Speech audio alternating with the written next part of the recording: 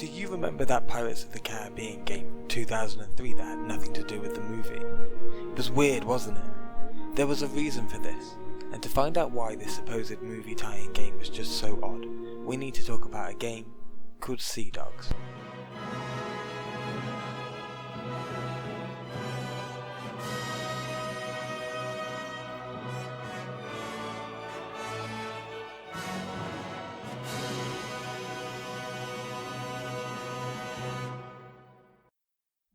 Somewhere in Russia, a small development company is developing a pirate RPG called Sea Dogs.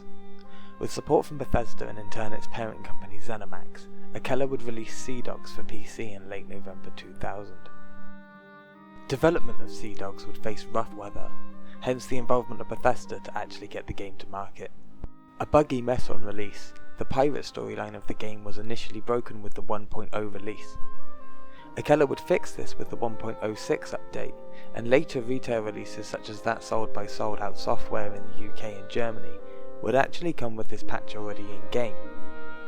But this release didn't come until 2004, a year after the supposed sequel. But we will get to that. Even after the 1.06 update, the only update the game would see in an official capacity, the game would continue to break and save ending ways. Suffering heavily with a bug called the ENT bug, or Event Not Triggered bug. This bug would potentially occur when the world state is altered by the in-game or world event, usually an interaction. Because of limitations with hardware in 2000, the amount of characters in a scene at once was limited, therefore story characters who would move around would often only appear after parameters were met. For example, after you've spoken to one character, another character may appear in the tavern. My own experience with this bug is with the Pablo Loco and the Herb quest. In my own recent playthrough, the stranger in town who should appear after speaking with Dr. Alumnus does not, which in turn means Pablo Loco is not on Shark Island as he should be. And just like that, quest broken. And this can happen with almost any event-triggered world change or interaction. The Event Not Triggered bug can ruin any playthrough along with other bugs that plague the game. This game's life cycle would set a pattern. Unable to truly shine as a dialogue-driven RPG because of these bugs, Sea Dogs would retain a small but dedicated community.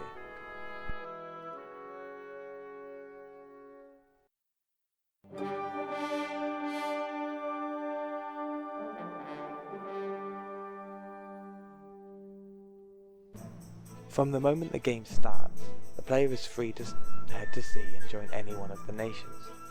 This would not be immediately obvious to the player though, as the in-engine cutscene that sets up the game tells you that you and your crew have agreed to head to the English colony of High Rock and to take a letter of marque. This is indeed where the game starts.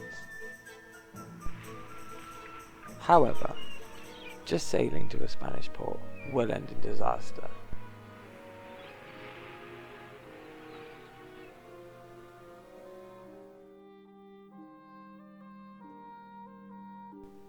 After visiting the Pirate Islands to the southwest to pay for redemption from your chosen nation, the player can now embark on whichever nation's storyline they desire. And herein lies the problem. A player may spend some time in a particular storyline just to have the ENT bug break that storyline. How was this dialogue-driven RPG supposed to shine when its best qualities were most likely to break?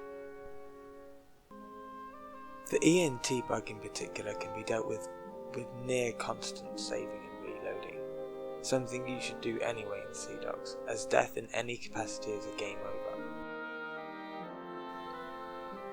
The game's stunning musical score, albeit repetitive by today's standards, is loved by fans, and it's no surprise. The soundtrack was composed by Yuri Potayenko, now a 4-time winner of the Golden Eagle Award for Best Film Music, between 2010 and 2018, the equivalent of an Academy Award in his native Russia. Just take a listen to this.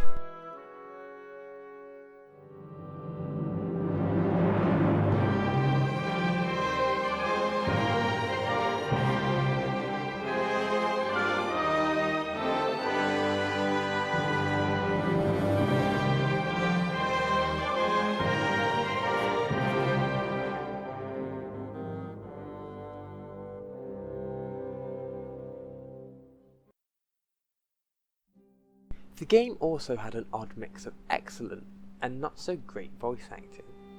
Lines spoken by your crew do get tiresome, but they are rather immersive at first. The opening cinematic is very much a double-sided blade. While yes, it is in-engine, rather impressive for its age, and it does look quite good. However, the voiceover feels rushed and be quite hard to hear at times. Well, maybe I'm being too harsh.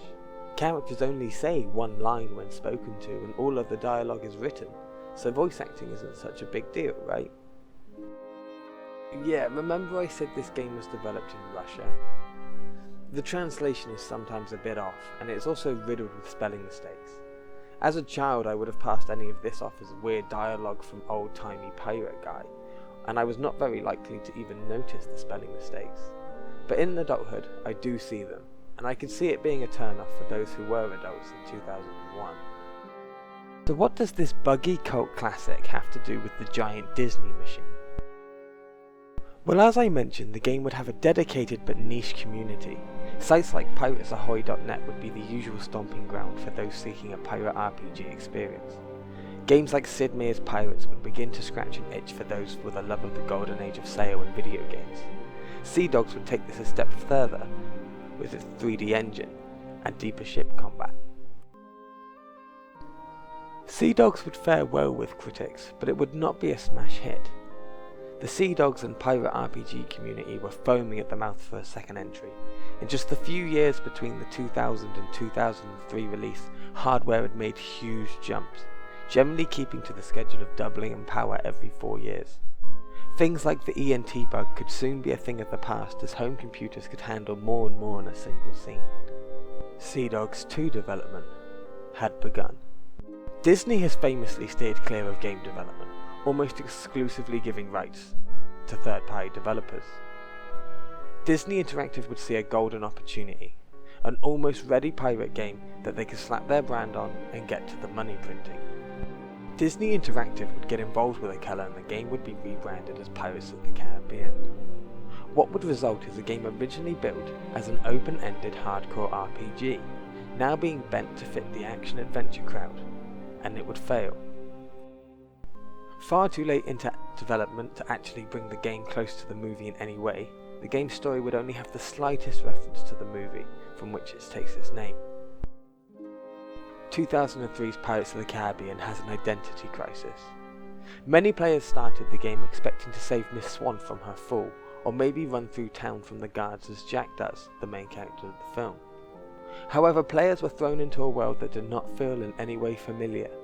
Rather than being pulled into the story that they know and love, players were left feeling confused and somewhat directionless, and in the case of my friend's brother, outright disappointed to the point of returning the game. Many would go on to love the game, much in the same way that Sea Dogs is loved, like a flea-ridden dog.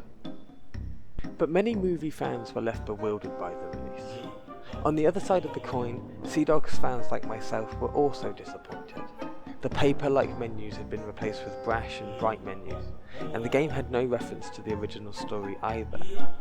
It certainly had the improvement expected in graphics and AI, but in some ways had missed the magic of the first game. The similarities would be in huge part because the two games share the Storm engine, albeit Pirates of the Caribbean using Storm Engine 2, a reworked version.